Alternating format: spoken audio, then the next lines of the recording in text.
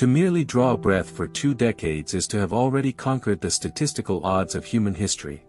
If you are listening this, having surpassed the age of 20, you are an anomaly. You have navigated more seasons, witnessed more sunrises, and collected more distinct memories than the vast majority of our species ever had the privilege to gather. We often view our longevity as a guaranteed standard, yet in the grand tapestry of the human experience, it is an extraordinary deviation. Consider the sheer scale of our biological lineage. Approximately 117 billion Homo sapiens have walked this earth. They are the silent majority, the ghosts of our collective past. Against this staggering figure, the 8 billion souls currently inhabiting our planet in 2024 represent a mere fraction, roughly 7% of all humans who have ever existed. While this percentage might seem substantial, it masks a deeper, more startling reality about the distribution of life across the ages. The trajectory of global population growth has been anything but linear. It is a recent, explosive phenomenon. Travel back to the dawn of the 19th century, to the year 1800, and you would find a world hosting only 1 billion people, an 8-fold reduction from our current bustling civilization. Venture deeper into the chronological abyss, to the height of the Roman Empire around 1 CE, and the global census shrinks to a mere 300 million. To put that into perspective, the entire human race 2 millennia ago effectively mirrors the population of modern-day Indonesia. Even more desolate was the world of 8000 BCE, at the precipice of the agricultural revolution, where only 5 million humans were scattered across the entire globe, a number equivalent to a single, modest modern city like St. Petersburg.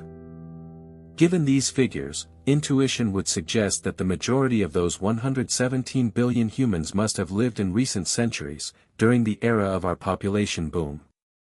Yet, the data reveals a counterintuitive and haunting truth. According to the demographic research of the Population Reference Bureau, a staggering 60 billion humans, more than half of our entire species, lived and died before the year 100 CE. Here lies the grim paradox of historical demographics. How could the majority of humanity have existed in the distant past, when the total population at any given time was so incredibly small? The answer lies in the devastating velocity of the revolving door between birth and death. The populations of antiquity were not small because few people were born, they were small because the vast majority of people died before they could truly live. When we speak of life expectancy in the modern sense, referencing an average of 73 years, we are discussing a mathematical luxury.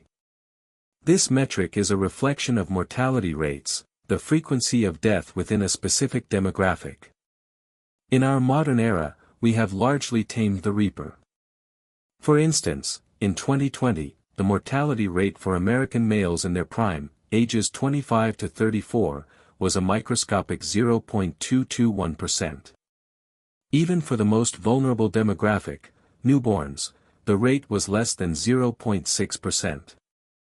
We live in an era where death is an interruption, not an expectation. However, for the overwhelming duration of history, the narrative was tragically different. The high turnover of the human population was driven by a relentless engine of sorrow, infant and child mortality. As the historian and philosopher Yuval Noah Harari elucidates in his seminal work, Sapiens, the transition to agrarian societies was a double-edged sword. As humans crowded into disease-prone settlements and weaned infants onto grain rather than milk, the grim competition for survival intensified.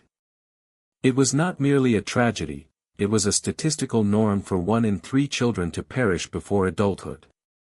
The archives of the Human Mortality Database paint a harrowing picture of this reality. In 18th-century Bavaria, a mere blink of an eye ago in geological terms, half of all children never saw their 15th birthday. Retreat further to Roman Egypt, and the statistics become even more grim. Nearly 60% of the youth were claimed by death before they could reach adolescence. In these eras, death did not wait for the hair to gray or the skin to wrinkle, it stalked the cradle.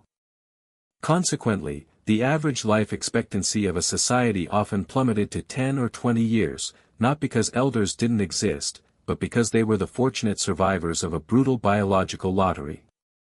This created a cycle of desperate fertility. To maintain a population, pre-modern women bore an average of 5 to 7 children, a rate 5 times higher than the modern average in countries like Germany. Yet, despite this immense biological effort, societies barely expanded. They were running simply to stay in place, pouring new life into a world that consumed it with terrifying speed. Billions of human beings existed only as flickering candles, extinguished almost as soon as they were lit, contributing to the massive count of humans who have ever lived, without ever experiencing the fullness of life.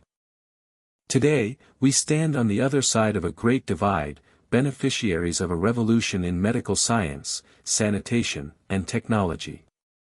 With global child mortality reduced to roughly 4%, and the average adult confidently expecting to see their 70s, we are living lives that are fundamentally alien to our ancestors. We have been gifted 50 or 60 years of bonus time, decades of existence that historically simply did not happen. To live long enough to develop a complex worldview, to witness the changing of eras, to age alongside our peers, these are not natural rights, but modern miracles. Consider the profound deprivation of those 60 billion souls who came before. Half of all humans who ever opened their eyes never knew the concept of a mechanical clock, let alone the nature of spacetime. They never felt the smoothness of glass lenses correcting their vision, never heard the complex harmonies of a piano, never experienced the simple dignity of soft toilet paper or the banality of a push-button light. They lived and died without knowledge of the solar system, the existence of galaxies, or the microscopic germ theory that sealed their fates. They were illiterate, bound to the soil, their horizons limited to the distance they could walk, their destinies dictated by the seasons and the harvest. To exist is a statistical improbability, to exist now, with the capacity to understand our existence, is a wonder beyond comprehension. We are the first generation of gods in the making.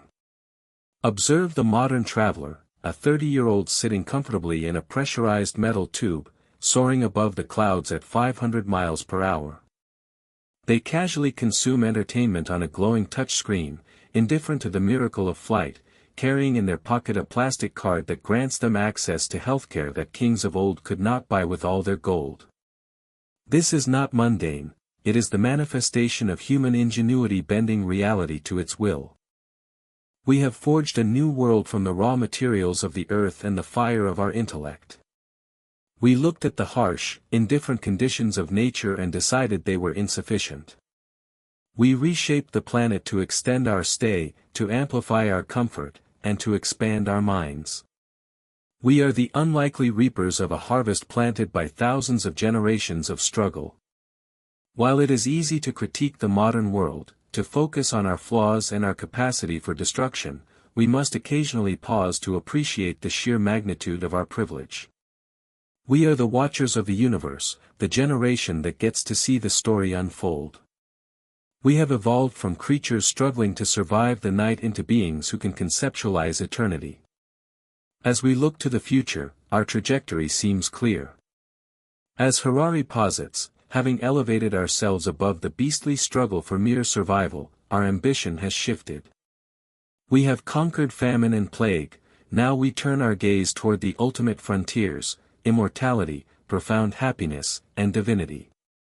We are no longer content with merely surviving, we aim to upgrade the very nature of the human experience, transforming from survivors of a harsh history into the architects of an eternal future. We are the lucky few, the 7%, carrying the torch of consciousness further than any of the billions before us ever dared to dream.